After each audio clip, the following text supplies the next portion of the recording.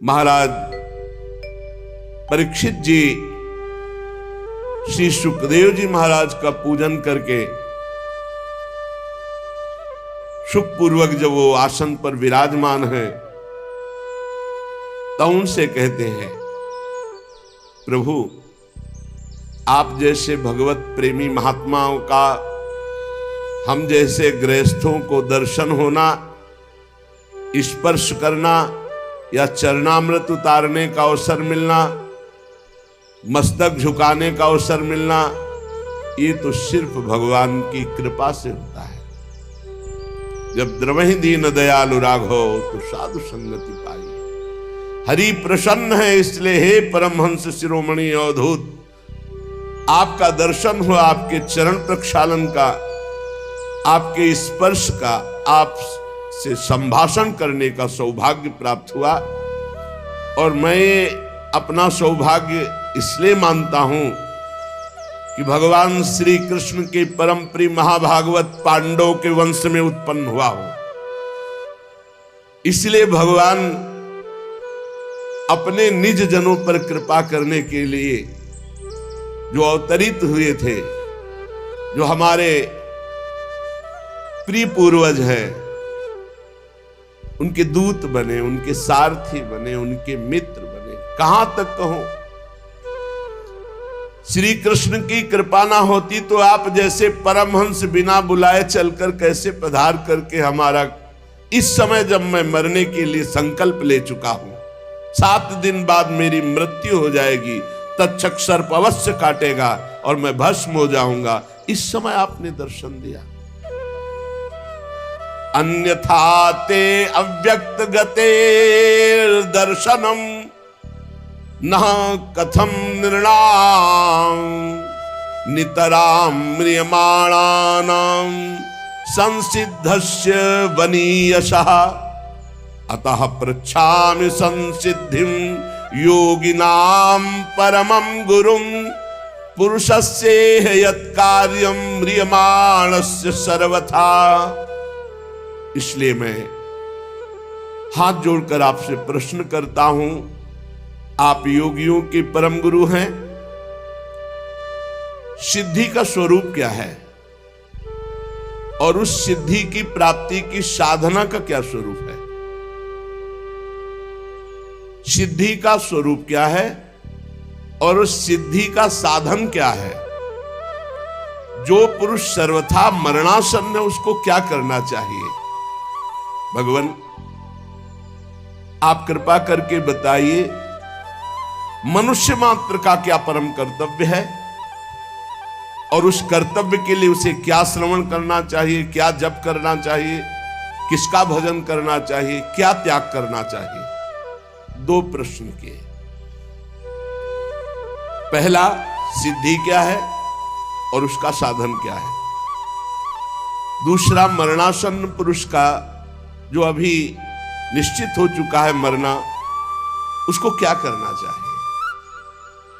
और सब मरणासन्न है, कब मर जाए? परीक्षित जी के तो 7 दिन पक्के, अपने तो 7 मिनट भी पक्के नहीं। तो मनुष्य मात्र को क्या करना चाहिए? क्या उद्देश्य है मनुष्य जीवन का? क्या श्रवण करे, क्या जप करे, क्या स्मरण करे और क्या त्याग करे जिससे उसका परम साध्य प्राप्त हो जाए? वैसे श्री सुखदेव जी केवल उतनी देर रुकते हैं जितनी देर गाय दुही जाती है, पर भगवान की कृपा अब 7 दिन 7 रात रुकेंगे। जब महाराज परीक्षित ने ऐसा प्रश्न किया तो व्यास नंदन भगवान श्री सुखदेव जी, देखो यही परमहंसों की स्थिति है। अब बोलना तो पहले वंदना मंगलाचरण कुछ नहीं, ये सिद्धों की स्थिति। कोई मंगलाचरण नहीं श्री सुखदेव जी ने किया। आगे चलकर जब दोबारा प्रश्न करते हैं तब मंगलाचरण ही, भगवान श्री कृष्ण का स्तवन ही करते चले जा रहे हैं। ये सिद्धों की स्थिति है। कुछ स्तोत्र मंगल भगवान का कुछ नहीं। श्री सुखदेव जी ने कहा, राजन तुम्हारा लोकहित के लिए किया हुआ यह प्रश्न बहुत ही उत्तम है, बड़ा उत्तम प्रश्न किया। पहले होना चाहिए स्तवन वंदन, जब जे ही वाक्य खुले तो पहला वंदन। यही सिद्ध परमहंसों की अवधूत जनों की स्थिति है। प्रश्न किया सीधे उत्तर, प्रश्न की महत्ता, तुमने जगत मंगल के लिए ये प्रश्न किया, बड़ा उत्तम प्रश्न है। आत्मविद सम्मतः पुंसाम श्रोतव्यादि यह परहा।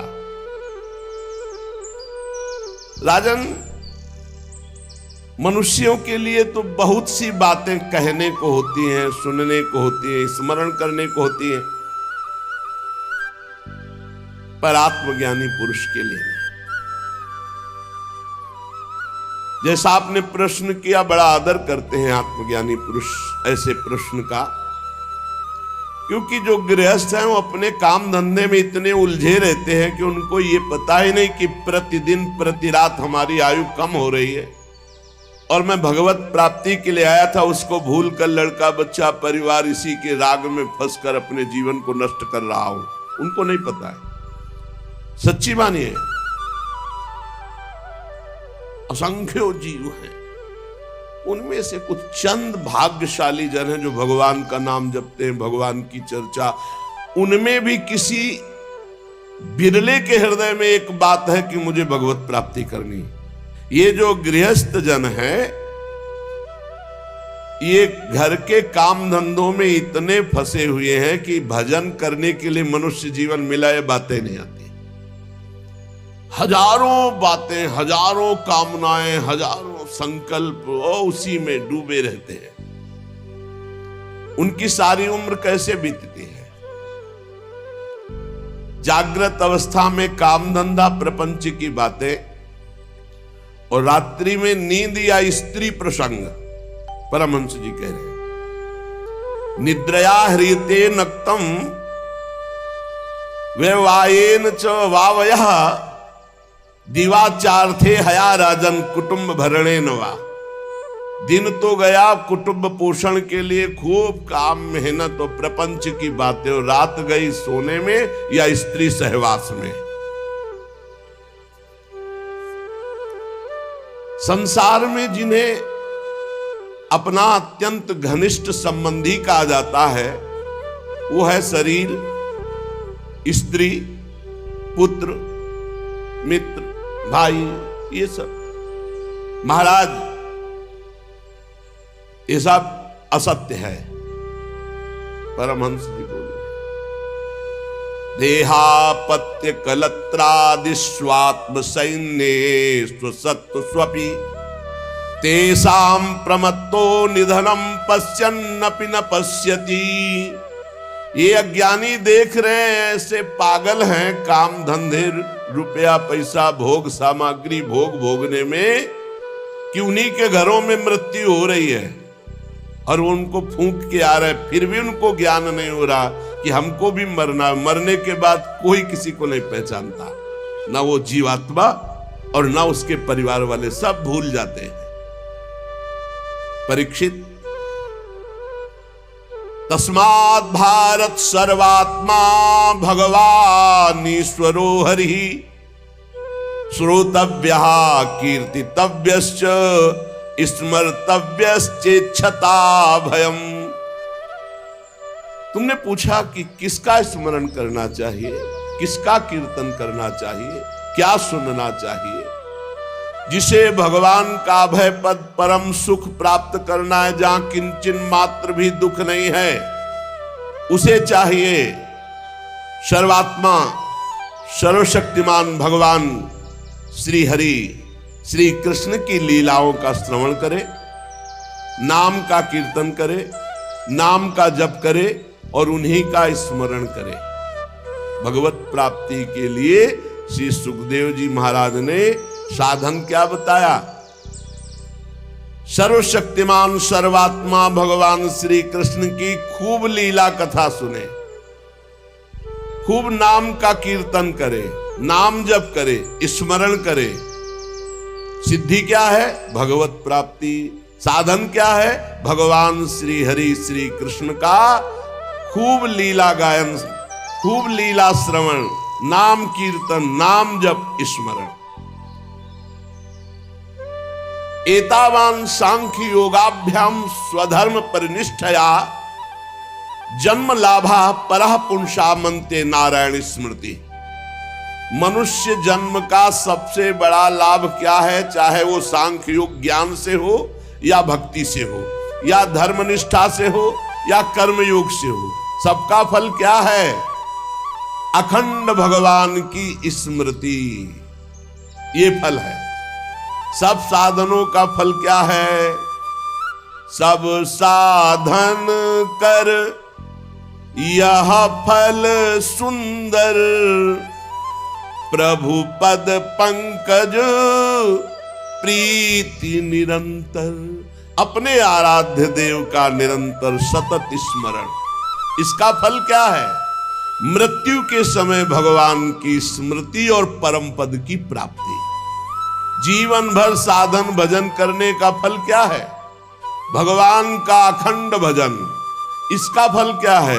अंतिम समय वही अभ्यास भजन का आया और जन्म जन्म की बिगड़ी बन गई, भगवान की प्राप्ति हो गई। परीक्षित, जो निर्गुण स्वरूप में स्थित हैं, विधि निषेध की मर्यादा को लांघ चुके हैं, वो बड़े बड़े जीवन मुक्त महापुरुष भी भगवान श्री कृष्ण की लीला कथा सुनते रहते हैं, गाते रहते हैं, चिंतन करते रहते हैं। फिर विषयी पुरुषों की तो बात जाने दो, जिनका काम हो चुका है, जो निर्गुण अवस्था में स्वरूप बोध में स्थित हैं, जीवन मुक्त हैं, वो भी भगवान की लीला कथा कहते हैं, सुनते। जैसे सनक सनंदन सनातन सनत कुमार, जीवन मुक्त महापुरुष, एक प्रवक्ता बन गया, 3 श्रोता बन गए और हर समय हरिश शरणम हरिश शरणम हरिश शरणम। मैं तुम्हें एक महान ग्रंथ का परिचय बताता हूं, जिसका नाम श्रीमद् भागवत महापुराण है। हमारे पिता श्री कृष्ण द्वैपायन भगवान व्यास देव जी ने इसकी रचना की और मुझे अध्ययन कराया। राजर्षि, वैसे तो मेरी निर्गुण स्वरूप परमात्मा में पूर्ण निष्ठा है, निराकार निर्गुण, पर बलात् भगवान श्री कृष्ण की रूप माधुरी ने मेरे हृदय में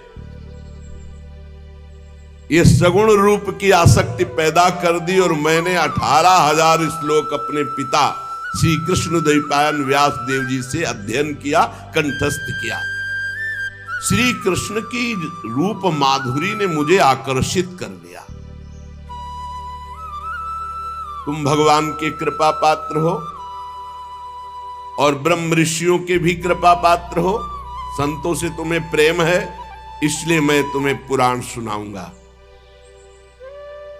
जो इस लीला कथा के प्रति थोड़ी भी श्रद्धा रखेगा, श्री सुखदेव जी के वचन, उसकी चित्तवृत्ति शुद्ध हो जाएगी और भगवान श्री कृष्ण के चरणों में अनन्य प्रेम होगा और बहुत शीघ्र वो इस माया मोह से मुक्त हो जाएगा।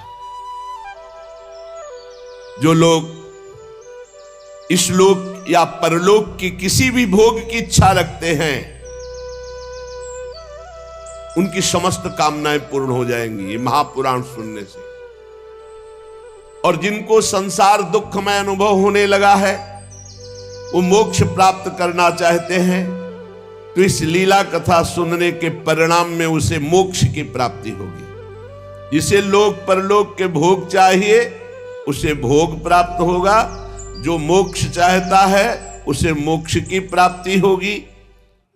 और जो साधक योग संपन्न होना चाहता है, सिद्धियां प्राप्त करना चाहता है, उसको सिद्धियों की प्राप्ति होगी। जो ज्ञान प्राप्त करना चाहता है, उसे तत्व ज्ञान प्राप्त होगा। पर सबको चाहिए कि भगवान के नाम का प्रेम से खूब कीर्तन करे, खूब जप करे। हर प्रश्न का उत्तर यही होता है। श्री सुखदेव जी महाराज कह रहे, सबको चाहिए हरेर नामानुकीर्तनम,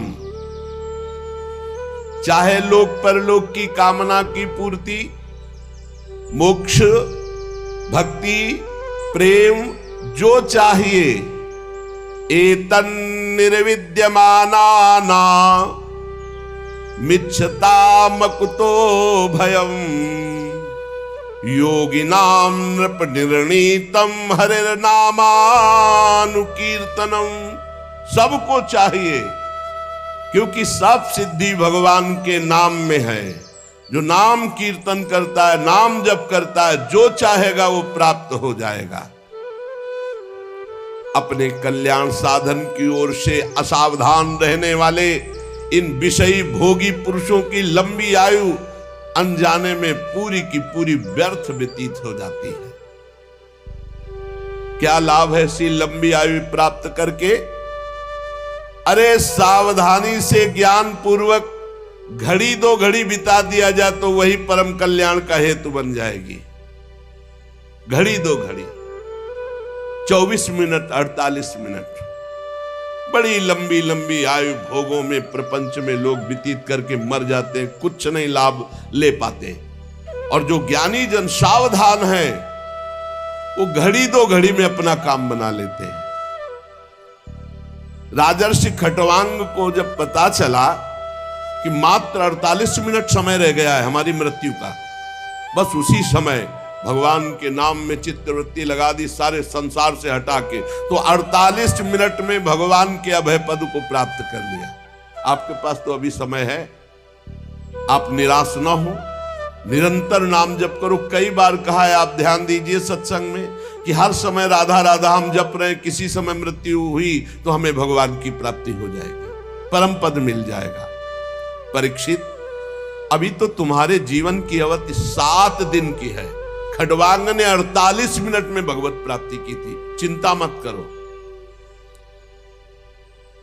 इसी 7 दिन में तुम्हें परम पद में स्थापित करो। जब कोई संत, जब कोई गुरु कहे चिंता मत करो, तो हृदय शीतल हो जाना चाहिए, विश्वास होना। ए परीक्षित, खटवांग ने 48 मिनट में भगवत प्राप्ति की, तुम्हारे 7 दिन, चिंता मत करो, परम पद में मैं विराजमान करूंगा। मृत्यु का समय आने पर वही घबराते हैं जिन्होंने जीवन में भजन नहीं किया। घबराना नहीं चाहिए, वैराग्य से युक्त होकर शरीर संबंध को काट देना चाहिए। अब जीवन भर शरीर संबंध में रहो, मैं पुरुष मैं स्त्री, तो बुढ़ापे में काट पाओगे? नहीं। यावत स्वस्थमिदम कलेवरम यावच्च दूरे जरा, जब तक बुढ़ापा दूर है, शरीर स्वस्थ है, रोगी नहीं हुआ, तब तक मन को प्रभु में लगा लो। अन्यथा जैसे आग लगने पर कुआं खोदना व्यर्थ है, ऐसे ही बुढ़ापे में भजन नहीं होता, नहीं होता। ये सब नाटकबाजी, भजन नहीं होता। अभ्यास जीवन में किया नहीं भजन, जो अभ्यास कर रहे हैं वो देख ले, और जिन्होंने अभ्यास नहीं किया वो भगवान में चित्तवृत्ति लगा देंगे। यहां संसारी लोग कहते हैं, अरे तुम्हारी भजन की अवस्था है, तो जो बोल रहा भजन की अवस्था उससे पूछो तुम्हारी अवस्था क्या है, तुम भजन करते हो? ये जीवन बड़ा कीमती है, केवल भगवत प्राप्ति के लिए। महामुनि परमहंस शिरोमणि श्री सुखदेव जी कह रहे हैं, धैर्य के साथ घर से निकलकर तीर्थ या भगवत धामों का आश्रय ले, और वहां एकांत में भगवान का नाम जप या प्रणव गुरु प्रदत्त आ उमा, मन ही मन खूब जप करे। जैसे गोकर्ण जी ने अपने पिता को उपदेश किया, छोड़ो चलो भजन। बड़ा कठिन है, बड़ा कठिन है, बातें बनाना अलग है, बहुत कठिन है।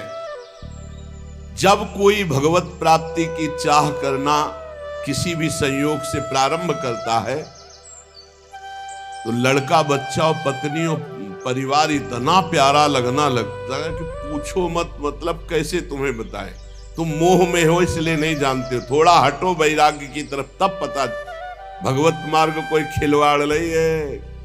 अगर थोड़ी भी आशा है तो वहीं पहुंच जाओगे, थोड़ी भी आशा, इसीलिए आशा का कनेक्शन ही काट दिया जाता है। बड़ा धैर्य रखकर घर से निकले, किसी धाम या तीर्थ, अगर अपना कल्याण करना, पूरा जीवन गृहस्थी में व्यतीत कर दिया तो अंतिम बनाओ, किसी धाम या तीर्थ का आश्रय लेकर भगवान का निरंतर नाम जप करते हुए या प्रणव का जप करते हुए बुद्धि को सब जगह से हटा ले, कोई हमारा नहीं। जैसे तितिक्षु ब्राह्मण की कथा एकादश स्कंद में आएगी श्रीमद् भागवत में, जब उसका सब धन नष्ट हो गया, परिवार वाले छोड़ दिए, शरीर बुढ़ापा, तब उसने निश्चय किया अब जितनी आयु बची भगवान को देंगे। तो इतना महापुरुष हो गया कि भगवान उसके चरित्र का गायन किए एकादश स्कंद में। इंद्रियों को सब जगह से हटा ले, बुद्धि को हटा ले, किसके बल से? नाम जप के बल से। और विचार करे कि जैसे हमने पहले बहुत शरीर छोड़े, ऐसे अब इस शरीर छोड़ने का समय आ रहा है, मुझे बिल्कुल विचलित नहीं होना, मेरा कोई नहीं, भगवान के सिवा। अब वो भगवान के चिंतन में डूबे और भगवान का ध्यान करे। भगवान के ध्यान करते करते जब वो भगवान में तन्मय हो जाता है, वो आनंद से युक्त हुआ, सोई तमोगुण, रजोगुण, सतोगुण तीनों क्षीण हो गए और वो भगवान के परम पद को प्राप्त हो जाता। पर बड़ा कठिन है, जीवन में अभ्यास नहीं किया तो ये नहीं कर पाओगे, बिल्कुल नहीं कर पाओगे। परीक्षित जी ने पूछा कि आपने जिस धारणा की बात बताई, धारणा से ही तो ध्यान होता है। जो आपने कहा कि बहुत जल्दी परम पद प्राप्त हो जाता है, तो उसका स्वरूप क्या है? श्री सुखदेव जी ने कहा, बहुत ध्यान देने योग्य बात, परीक्षित, ये धारणा वही कर सकता है जो आसन जीत चुका है। ले आसन जीत चुका है, 3 घंटे बिना किसी भी तरह के हिले डुले सिद्धासन या पद्मासन में बिल्कुल मूर्तिवत, उसे कहते हैं आसन विजयी। 3 घंटे सिद्धासन, पद्मासन, इन्हीं को आसनों में गणना की गई है। ये सुखासन तो जनसाधारण लोगों का आसन है। शांत एकदम, नाम या मंत्र, बिल्कुल हिलना डुलना नहीं, बिल्कुल हिलना डुलना। गुरु कृपा से इनका सबका अभ्यास पूर्ण हुआ, बहुत आनंद। थोड़ी देर तो भीषण कष्ट होता है, फिर शून्याकार स्थिति होती, शून्य एकदम शरीर शांत, बस लक्ष्य में स्थिति है। पहले आसन विजयी, फिर श्वास विजयी। ये जो है श्वास ऐसे पाउडर या आटा ऐसे रख दिया जाए और उसमें धक्का ना लगे, तो उसको कहा जाता है प्राणों का संयमन कर चुका है। फिर आसक्ति विजयी, न शरीर में आसक्ति, न परिवार में आसक्ति। फिर इंद्रिय विजयी, तब बुद्धि के द्वारा वो धारणा बनती भगवान के ध्यान की। आसन, श्वास, आसक्ति, इंद्रिय, मन, बुद्धि, सब पर विजय प्राप्त की, तब भगवान के रूप का ध्यान। इसीलिए कहते हैं नाम जप करो, भगवान के आश्रित रहो, भगवत प्राप्ति हो जाएगी। हमारी बात को पकड़ लो, नाम जप करो, भगवान के आश्रित रहो। आश्रित, भरोसा दृढ़ भगवान का और नाम जप, सब ठीक हो जाएगा, सब ठीक हो जाएगा, सब ठीक हो जाएगा। ये बात पकड़ लो। ये कार्य रूप संपूर्ण विश्व जो कुछ भी था, है, होगा, ये सब का सब ये माया है नहीं, भगवान है इसमें। ये विराट भगवान का स्वरूप है। जल, अग्नि, वायु, आकाश, अहंकार, महातत्व और प्रकृति, ये 7 आवरणों से घिरा हुआ भगवान का ब्रह्मांड शरीर है, विराट रूप। ये धारणा की जाती, भगवान के सिवा कुछ नहीं, सब भगवान है। तत्वज्ञ पुरुष धारणा के लिए वर्णन करते हैं, कैसे भगवान है सब कुछ। बोले जो भगवान का विराट रूप है, तलवे में पाताल लोक, तलवे से पाताल प्रकट हुआ। उनकी एड़ियां और पंजे रसातल लोक। गुल्फ एड़ी के ऊपर की जो जगह है उससे महातल, ये नीचे है पृथ्वी के, और पैर के पिंडे तलातल। विश्वमूर्ति भगवान के दोनों घुटने सुतल लोग, जांघें वितल, दो जांघें इसलिए वितल और अतल, पेंडु भूतल, और उनके नाभि रूप, ये जो भूतल है ये पेंडु, नाभि रूप आकाश, नाभि से आकाश, छाती से स्वर्गलोक, गले से महारलोक, मुख से जनलोक, ललाट में तपोलोक, शास्त्र शिर वाले भगवान के मस्तक पर ब्रह्मलोक विराजमान। विराट भगवान इतने बड़े हैं, उन्हीं से सारे लोग घिरे हुए हैं। जितने भी इंद्रादि देवता वो सब भुजा में, जितनी भी दिशाएं वो सब कान से, जितने भी शब्द वो सब श्रवणेंद्री से, अश्वनी कुमार नासिका के छिद्र से, गंध घ्राणेंद्री और धधकती हुई अग्नि की ज्वाला भगवान के मुख से, भगवान के नेत्र से अंतरिक्ष और नेत्र से ही सूर्य और देखने की शक्ति ये प्रकट हुई। दोनों पलके खुलना और बंद होना, निमिष, इसी से सृष्टि का लय और रचना होती है, इसी से रात और दिन का विभाग प्रकट हुआ। भ्रू विलास मात्र से ये सब रचना होती और नष्ट हो जाती है। भ्रकुटी विलास सृष्टि लय होई। भगवान के तालू से जल का प्रादुर्भाव और रस का प्रादुर्भाव हुआ, और वेदों को भगवान की श्वासों से प्रादुर्भाव, जाकी श्वास वेद श्रुति चारी। यमराज का प्रादुर्भाव भगवान की दाढ़ों से हुआ। सब प्रकार की आसक्ति दांत से प्रकट हुई, और जगन मोहिनी माया का प्रादुर्भाव मुस्कान से हुआ, और ये अनंत सृष्टि एक कटाक्ष से प्रकट हुई विराट भगवान के। ऊपर के ओठ से लज्जा, नीचे के ओठ से लोभ, छाती से धर्म, पीठ से अधर्म भगवान के प्रकट हुआ। प्रजापति जनेन्द्री से प्रकट हुए, मित्रावरुण भी वहीं से, समुद्र भगवान की कोख से, बड़े बड़े पर्वत भगवान की अस्थियों से, विराट पुरुष की नाड़ियों से नदियां, रोम से वृक्ष, जितने वृक्ष, सब कुछ विराट भगवान ही बने हुए।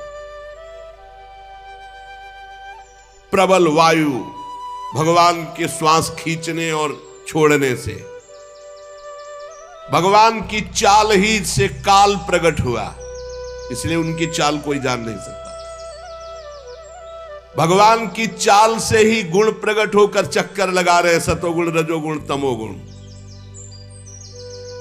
और चाल चलने से ही कर्म का प्रादुर्भाव हुआ। भगवान के केश से बादलों का प्रादुर्भाव हुआ, भगवान के वस्त्र से संध्या का प्रादुर्भाव हुआ। महात्माओं ने मूल प्रकृति को भगवान के हृदय से प्रकट हुआ बताया। मूल प्रकृति ब्रह्म और मूल प्रकृति, फिर त्रिगुणात्मिका प्रकृति, फिर महातत्व, फिर अहंकार, जिससे सृष्टि प्रकट होती, वो मूल प्रकृति भगवान के हृदय से प्रकट हुई। सब विकारों का खजाना मन, सब विकारों का खजाना मन भगवान से प्रकट हुआ, उसी से चंद्रमा प्रकट हुआ। भगवान के चित्त से महातत्व का प्रादुर्भाव हुआ, भगवान के अहंकार से रुद्र भगवान का प्रादुर्भाव हुआ। भगवान के नखों से घोड़े, खच्चर, ऊंट, हाथी, इनका प्रादुर्भाव हुआ। वन में रहने वाले मृग, पशु, जितने भी पक्षी, जितने भी, ये सब कटि प्रदेश से प्रकट हुए। तरह तरह के पक्षी, उनकी अद्भुत रचना कौशल, ये सब कटि प्रदेश से। भगवान की बुद्धि से स्वयंभू मनु प्रकट हुए, और मनु की संतान मनुष्य उनके निवास स्थान बने। गंधर्व विद्याधर चारण अप्सराएं षडज समस्त स्वर समस्त गीत स्मृति दैत्य ये सब भगवान के वीर से प्रकट हुए। सप्तम धातु भगवान का ये विराट स्वरूप है, सब कुछ भगवान ही बने हुए हैं। परीक्षित, मैंने तुम्हें भगवान के विराट स्वरूप का वर्णन किया। जैसे स्वप्न देखने वाला स्वप्नावस्था में अपने आप को अनेक रूपों में देखता है, पदार्थ भी वही, व्यक्ति भी वही, कुछ और नहीं, केवल वही स्वाप्निक, ऐसे ही ये सब स्वाप्निक है। विराट भगवान ने जो पैदा किया माया के द्वारा, ये सब स्वाप्निक है। इसमें सत्य केवल भगवान है। जो इसमें रम जाता है उसका अधापतन हो जाता है। इस रचना में जो रम जाता है उसका अधापतन हो जाता है, दुर्गति को प्राप्त होता है। श्री सुखदेव जी ने कहा, सुनो परीक्षित, सृष्टि के प्रारंभ में जो ब्रह्मा जी भगवान के नाभि कमल से प्रकट हुए, उन्होंने इन्हीं विराट पुरुष की धारणा की थी, तब उनको स्मृति प्राप्त हुई थी जो प्रलय काल में विलुप्त हो जाती है। उन्हीं की दृष्टि से अमोघ बुद्धि निश्चयात्मिका हो गई, तब ब्रह्मा जी ने जगत को पुनः रचा जो प्रलय के पहले था। ये वेदों की ऐसी वर्णन शैली है कि लोगों की बुद्धि स्वर्ग आदि में फंस जाती है। जीव वासना स्वप्न जैसे देखता है ऐसे स्वर्गलोक भी है, एक थोड़ा अच्छा स्वप्न है, कुछ नहीं। सच्चे सुख की प्राप्ति से जीव वंचित हो जाता है, वह है भगवत प्राप्ति। इसलिए विद्वान पुरुष को चाहिए कि जितना ये मायाकृत नाटक है, जितने से काम चल जाए उतना काम चलाओ, और हर समय नाम जप करो, समय व्यर्थ मत जाने दो। ये सब माया है, मायाकृत रचना है। जितना प्रयोजन जिस वस्तु से रखोगे उतना ही बंधते चले जाओगे। अपनी बुद्धि को बचाओ, वस्तु व्यक्ति स्थान से और श्री भगवान में लगाओ। संसार के पदार्थ प्रारब्ध के अधीन हैं, चाहे जितना पढ़ लिख लो, अगर तुम्हारे प्रारब्ध में है कि धन मिलेगा तो मिलेगा, नहीं तो पढ़े डिग्री लिए घूमो, ना नौकरी मिलेगी ना धन मिलेगा। लेकिन भगवान का भजन कर लो तो भगवान मिल जाएंगे, प्रारब्ध के अधीन नहीं। सुख दुख प्रारब्ध के अधीन है, पक्का समझ लो। तुम्हारा प्रयत्न निष्फल होगा यदि तुम्हारे प्रारब्ध में धन नहीं है। प्रारब्ध में धन है तो प्रयास ना होने पर भी देख लो खूब धन वैभव, लेकिन प्रारब्ध में सुख और दुख होता है, भगवत प्राप्ति नहीं। इसलिए ऐसा भजन करो कि प्रारब्ध को नष्ट कर दो, सुख और दुख से परे परमानंद में निमग्न हो जाओ। ये मनुष्य शरीर इसलिए मिला है। परीक्षित, जब जमीन में सोने से काम चल सकता है तो पलंग के लिए क्यों प्रयास करें? भजन करो, काहे को? जब भुजा भगवान ने दी है उससे तकिया का काम चल जाता है तो तकिया लाने की आवश्यकता क्या है? भजन के लिए जन्म हुआ, भजन के लिए। जब अंजलि से काम चल सकता है तो बहुत से पात्र बटोरने की जरूरत क्या है? जब वृक्ष की छाल या साधारण वस्त्र पहनने से काम चल सकता है तो सब विलासिता की जरूरत क्या है? भूख लगने पर शरीर पोषण के लिए भगवान सबकी व्यवस्था किए हैं, फिर उसके प्रयास में इतना कि पूरा जीवन ही नष्ट कर देना, खान पान भोग सामग्री बस।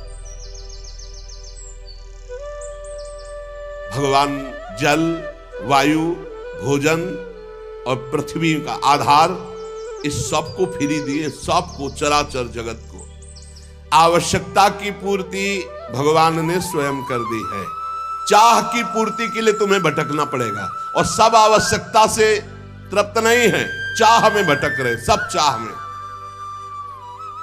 बहुत विलासिता में जीव जीवन व्यतीत करके भगवत विमुख सब का सब नष्ट कर देता है। शरीर को जितना आप विलासी बना दोगे उतना ही परेशानी है। ये जो आजकल चले हैं ना भोजन बाजार वाले, जो खूब चकाचक स्वाद वाले, यही सब। अरे दाल रोटी खाओ, प्रभु के गुण गाओ, थोड़ा व्यायाम करो, प्राणायाम करो, शरीर स्वस्थ, भगवान का चिंतन करो, खूब समाज सेवा, जो किसानी, व्यापार, नौकरी, ये सब भगवान की सेवा है। भगवान सबको वास दिए अपने हिसाब से, लेकिन जब आपकी चाहत हो गई है तो आप परेशान हो रहे हैं। अरे भगवान क्या शरणागतों की रक्षा नहीं करते? ये बुद्धिमान लोग भगवान के मार्ग में बिया करके धन के अभिमान में घमंडी लोगों की चापलूसी क्यों करते हैं? श्री सुखदेव जी कह, भगवान के भक्त होकर के इन देहाभिमानी धनाभिमानी लोगों की चापलूसी क्यों करते हैं? अरे विरक्त हो गए, हृदय में भगवान को विराजमान करना है कि इन धनियों की चापलूसी करनी है। भूत भविष्य लोक 14 में भय होए हरि प्यारे, 300 व्यवहार हमारो अभिमान इनते न्यारे। पक्का बहुत बच के रहना है, सावधान हुए हो। भगवान को हृदय में विराजमान करने के लिए विरक्त भगवत मार्ग के पथिक या भक्त, और चापलूसी शुरू कर दी धनियों की। श्री सुखदेव जी महाराज कह रहे, सुखदेव जी महाराज, धने के नशे में चूर घमंडी धनियों की चापलूसी, हृदय में विराजमान स्वतः सिद्ध भगवान की प्राप्ति के लिए जब चले तो भगवान या भगवान के प्रेमी या किंचन जन, और या जेहि दीन प्यारे वेद पुकारे, हमारे भगवान को ले कहा गया, ऐसे दीन जनों को प्यार। धन के नशे में चूर घमंडी धनियों की चापलूसी, विरक्त क्यों? श्री सुखदेव जी महाराज कह रहे, इसलिए बहुत सावधान। क्या विश्वंभर भगवान पर भरोसा नहीं? जन्म मृत्यु के चक्र में डालने वाले धन और धनी और अज्ञान और अज्ञानियों का संग बिल्कुल ना करें।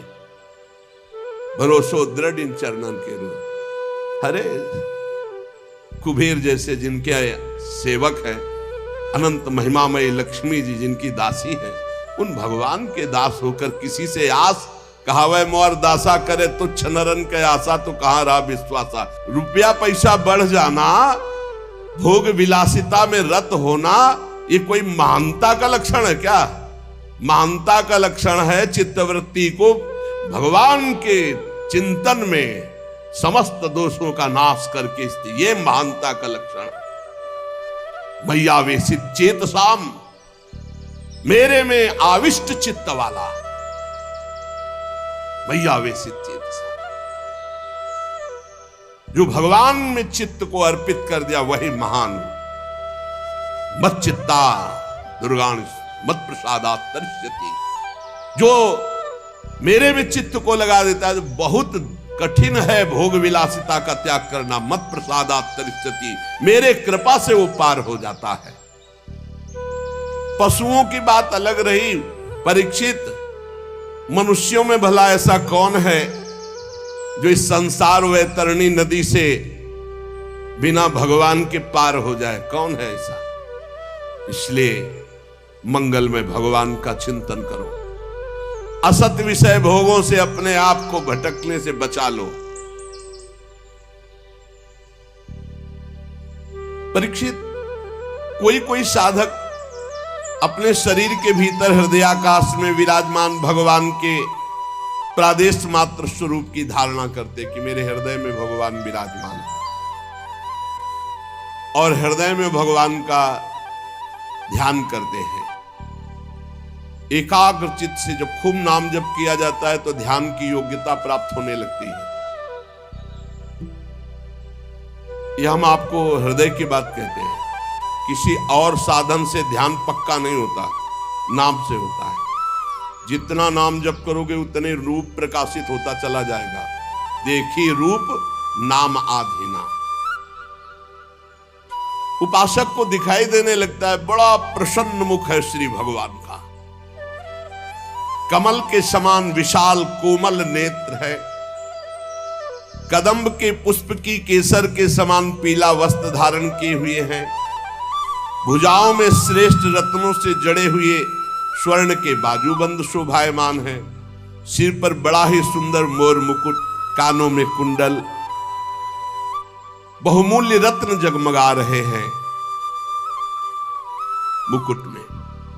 श्री चरण कमल योगेश्वरों के खिले हुए हृदय कमल की कर्णिका पर विराजमान होने वाले अत्यंत सुकोमल श्याम रंग के